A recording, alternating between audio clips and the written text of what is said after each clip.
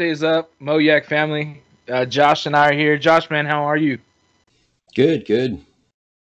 Good, man. I am. I'm kind of in a mixed place right now. I'm kind of excited to see what the end of the year has for us, but I'm also kind of disappointed that this is our last trail event that we're going to this weekend at Stockton. Yeah, I know, man. I hear you on that. It seems like we haven't really got to meet up very often this year because of the COVID, and then the whole season's just flown by. I mean, yeah, final trail event of the year. It doesn't even seem like we've really gotten started yet, but Yeah, it's crazy. We've really adapted and had to finagle some stuff and whatnot. But I think 2020 has been a great year. But at the same time, man, I'm looking forward to the state championship. I'm looking forward to the Bass Nation. Hopefully, looking forward to the All American. We still got a lot of stuff going on, and some time to get there. yeah, 2020 has been a great year. MoYak has seen incredible growth. We ended up with almost 200 paid members, and I think we're averaging almost 70 anglers per tournament. So that's pretty good on a club level. So pretty proud of that. At the rate we're growing, man, 2021 could be pretty sweet. Man, we could have some sticks. We could have huge numbers, huge payouts. I mean, it's really. I mean, if we grow like we did this year, oh my gosh, there's going to be tons of guys. Yeah, I'm excited about 2021 because we're bringing in the River Series, and we're going to be. I've kind of been able to lock down some more things, so everything should run a little smoother next year as well. The one thing I will throw out there is we may not have as much sponsorship support next year. 2020 hurt a lot of companies. A lot of places they're running on skeleton crews. They're having to let people go. So, next year is going to be pretty cool, but, we may see a downward trend in sponsorships across the nation. I expect to see that happening.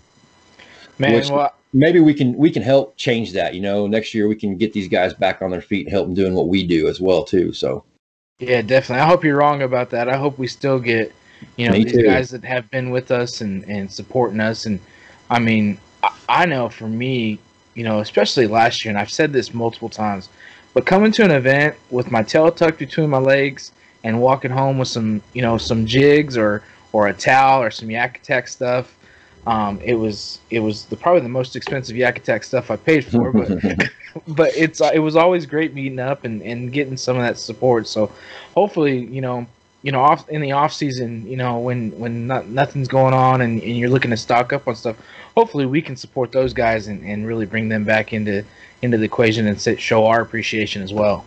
Yeah, who knows what's going to happen? I'm just throwing that out there because it's 2020.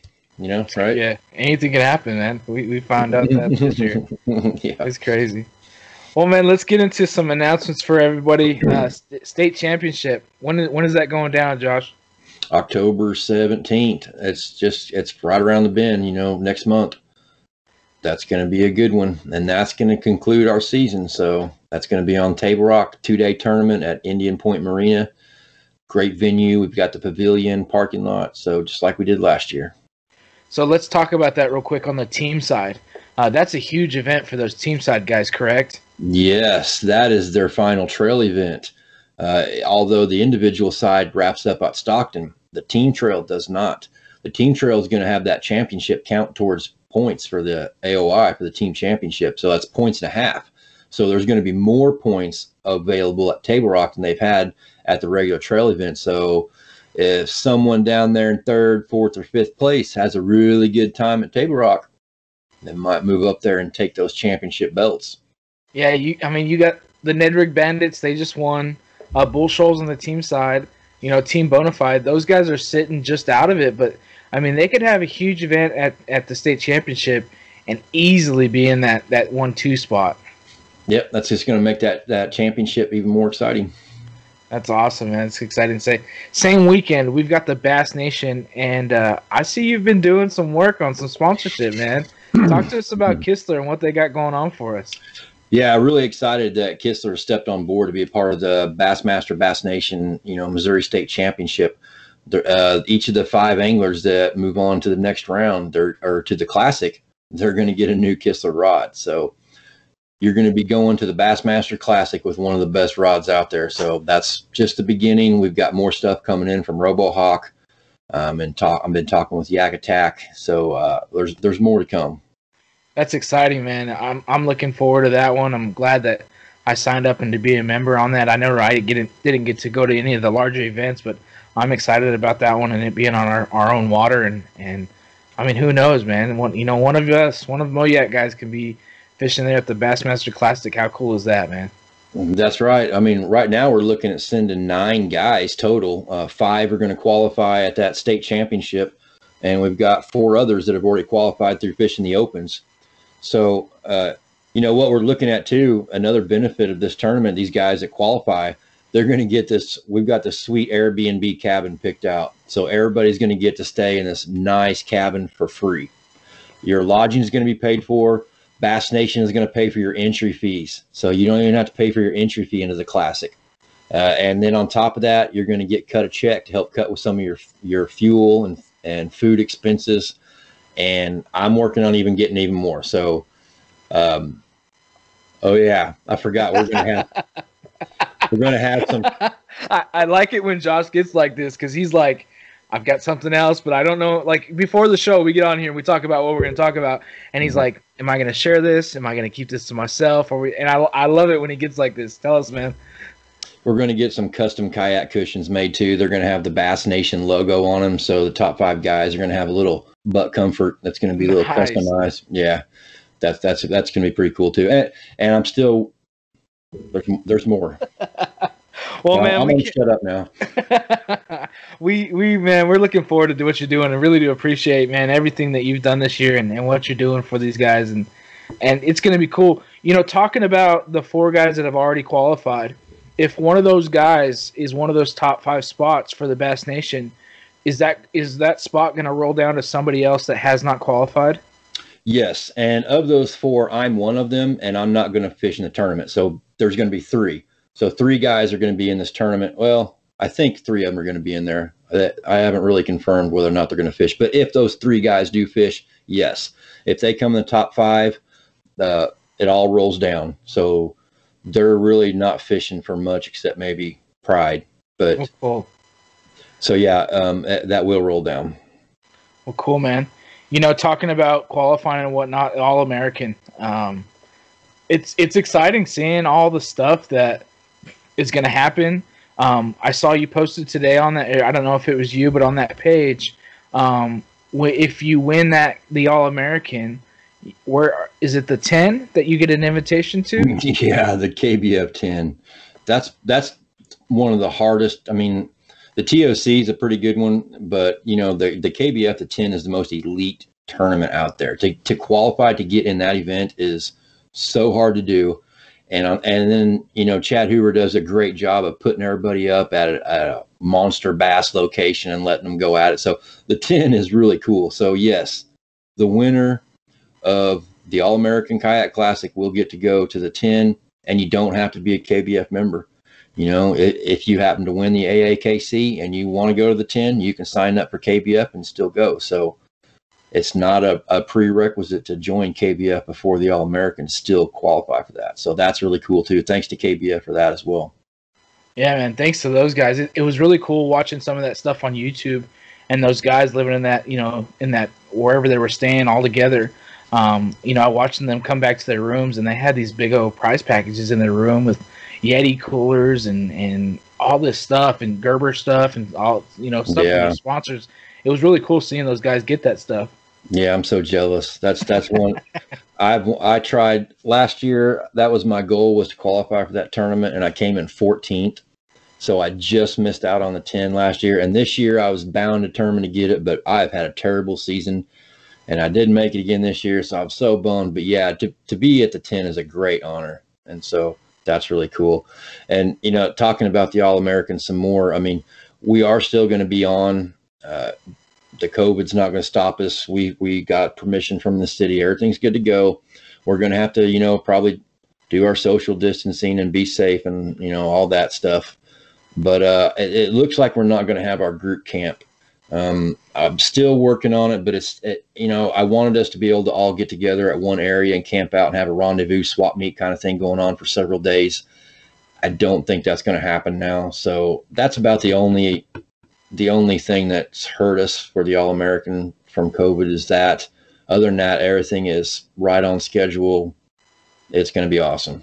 Yeah, man, it's exciting to have it here in our backyard, and excited to, you know, have our guys be a part of it.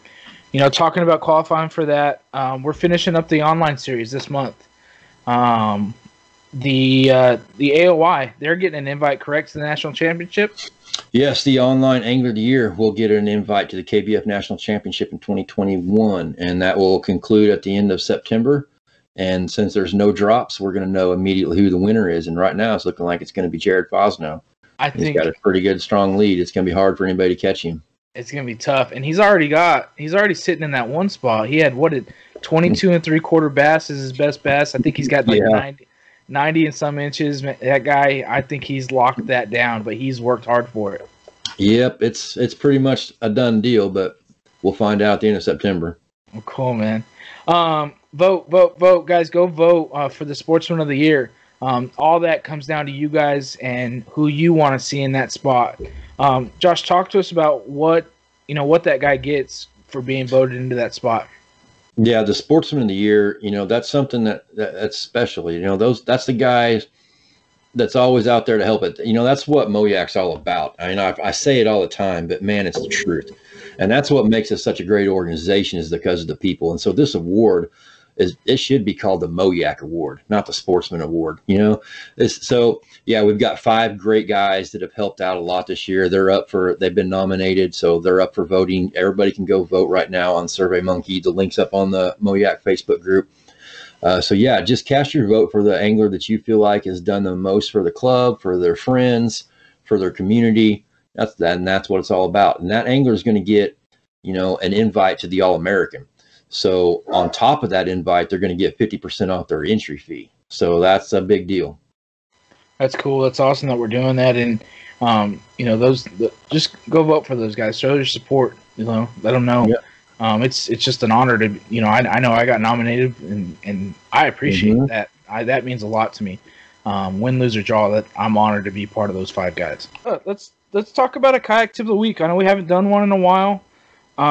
Let's talk about some Navionics stuff, man. Yeah, Navionics is a great tool that you can use when it comes to scouting and preparing for a tournament. So check this out. This is Navionics. If you're not using this as a tool to prepare for a tournament, you are missing out for sure. So I'm going to show you real quick what this is all about. Here's how you get there. The Navionics. Go to their website. Now up here at the top in the center of the screen, you'll see Chart Viewer. That's where you want to go. Click on that. Now this is a free site. This is free to use. Now you see here, we're on Navionics, and it's going to have every lake there is.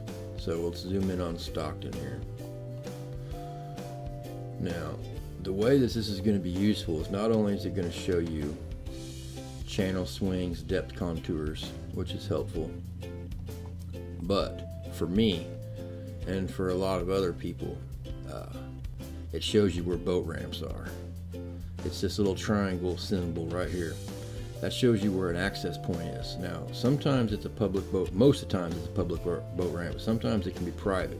So, how do you know? This is what I do. This one's saying there's a ramp right here next to the highway on the Rock Bluff public use area. So, I'm going to combine that with Google Maps. So here we are on Google Maps. We got Stockton Lake. I'm going to zoom in here on that area,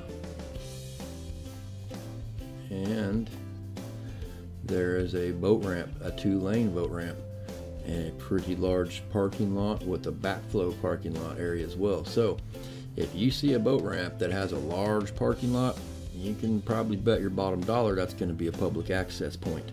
But you know, then again, you're not going to know for sure until you go there. But majority of the time, that's the key. You see that big parking lot, you see the boat ramp, that is a public access point. So using this tool can help you scout and prepare before you even head up there. Another example showing a boat ramp here and a boat ramp here and a marina. So again, let's go to Google Maps and check it out. It's right here by the Highway Y, Mutton Creek Public Use Area. We've got a marina, campground, and as we zoom in, we have boat ramp and parking lot. So there you go. There's another access point. So this is how Navionics can help you scout and prepare for an event, for going up and pre-fishing before you ever even get there. Map study is important. This is just another tool that you have at your arsenal. I hope this helps. So yeah, I mean, Navionics can be a great tool to use. So if you're not using it right now, I would strongly suggest that you add it to your toolbox. I know that I have Navionics on my phone, and I think it's like 14 or 15 bucks for the year to have it on your phone. But you can get on online and get to Navionics page and even use it for free there. Yeah, just like we just showed on the chart viewer, that website's free. So it's awesome. It's easy to use. You can literally look at whatever you want, and I think what I want, or I'm trying to do at the moment, is trying to learn spots that I fish well at. And once you notice those spots on a map or on a chart or anything like that, that's really where you get better as an angler, and that's tough to do. There's a lot of time in the water involved in that, but once you start using those tools, and I mean, it just makes you a better angler. Yeah, absolutely. I mean, map study, preparing, and time on the water is crucial. It's just part of the game. That's part of the game. Well, we got Stockton this weekend, and I'm looking forward to it. I think the low is supposed to be like 40-something for Friday night, so it might be a nice brisk one in the morning. Time to put some pants on in the morning. Yeah, at least a hoodie or something, man. But I'm excited about that, the change in the weather. Let's get right into it. Let's kind of do our captain's meeting and get some information out to these guys. Let's talk about first where we're meeting up after the tournament. Yeah, tournament headquarters is going to be at the bait shop, and that's located on Highway 39, just south of Stockton. If you follow the highway up there, you can't miss it. It's on the west-hand side. Plenty of parking. We're going to have food available there, and we've got an indoor area so guys can get out of the heat. Is there going to be heat? I don't know. Maybe get warm. Maybe get out of the wind. Stockton's windy. Right. But anyway, we'll have indoors options, if we want to go inside. So yeah, big thanks to the bait shop for hosting us once again. What time do guys need to be checked in there if they're coming? Check in. Okay, yeah, let's go ahead and run through some times here for the first launch. It's staying dark a little bit later now, so we're going to move that back a little bit. First launch is going to be 6 a.m. All right, so at 6 a.m. you can take off and go to your spot. It's going to be dark, so make sure you've got your appropriate lights on, your red, green nav lights if you're motorized, your single safety 360 light if you're a paddle. Lines in at 6:30. That's when the tournament's going to start. So at 6:30 a.m. everybody can start fishing. Lines out at 3 p.m. All right, so at 3 p.m. fishing stops, and then you're going to have until 4 p.m. to get your photos submitted and checked in. So signal can be a little spotty on Stockton, so take that into consideration. Make sure you've got enough time to find signal if you're in a bad area and get those photos uploaded. And you have to check in by 4 p.m., but you can do it by text or phone call. That's fine. If you're not going to show up at the awards, or if you want to leave early for some reason, that's fine, no problem. Just let me know, or you can check in person. But everybody has to check out, check in, check out. Check in at the checkout. 4 p.m. Just let me know you're off by 4 p.m. Have your photos in and let me know you're off the water, either by text or in person at the bait shop. And like I said, we'll have food ready there. I think we're going to be grilling some burgers and have some beans and some good old barbecue stuff. So let's talk about launch. Any public access, correct? Yes. must launch from a public access. If you're staying at a resort or a campground, that only allows those people staying there to launch. That's not public. So if you're staying at a campground and your campsite is right on the water, that's not a public access. So you have to, even though you're right on the water, I know it sucks, you still gotta go to a ramp or a public launch. So yes, there's a lot of public launches on Stockton. There's a lot of roads that just dead end. There's a lot of good places if you're looking and doing some good map study that you can find. There are a lot of Army Corps ramps, and they've got a launch fee as well, so be prepared for that. Most of them are $3, I think. And guys, definitely take the time to think about where you're parking your vehicles at. You know, some of these roads that just dead into the lake, you know, just think about where you're parking your truck, especially, you know, you may be the first one there, but there may be 6 guys that show up. Just think about that, and you know, I just say that because Bull Shoals there was a road and you could only back down it, and it was tough to get, but everyone was pretty good about parking their trucks way up the hill and making sure we had plenty of room for everybody. Yeah, definitely be careful. Yeah, that's a good point. I mean, be courteous of other people. Don't block the road. Let other people have the opportunity to launch there. You know, there could be other anglers coming. There could be guys not even in the tournament just coming there to fish. So be courteous. Definitely. Identifier, you'll release that on Friday. Is that correct? Yeah, Identifier will be released Friday evening at 7 p.m. and it'll be available on TourneyX, and I'll do my best to email it to everyone as well, and it'll be posted on the MoYak Facebook group. I know for KBF, they want the KBF identifier card in case there's guys that, you know, haven't been in a tournament. Do they have to have that card? Do they have to have the MoYak card? What'll work? The identifier just needs to be visible in the photo. Or yeah, I mean, it doesn't matter what it's written on. You can write it on a KBF card. We've got MoYak identifier cards on the website you can print off. If it's another club or if it's a piece of paper, doesn't matter. As long as it's visible. If you want to write it on the back of your hand, that's fine too. Just make sure your hand's in the picture, you know. That's all that matters.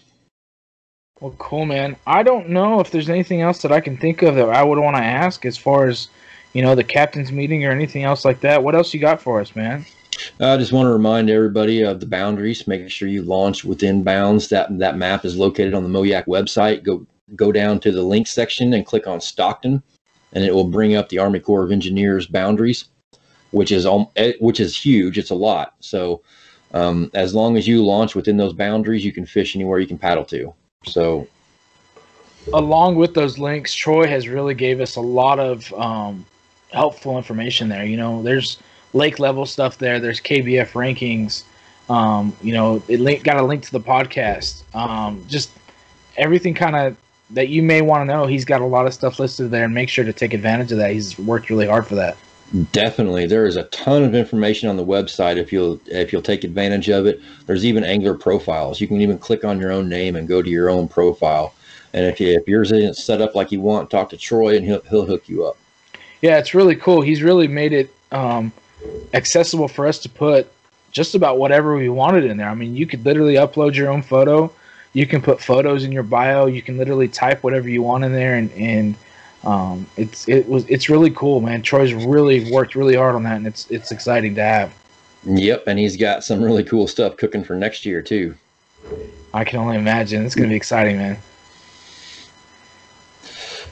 Let's see what else we got here. Make sure everybody's got their PFDs on. You know, if it's going to be, you know, like you said, it's going to be cool in the morning, so you might want to put some clothes on, and during the day you might want to start shedding some layers.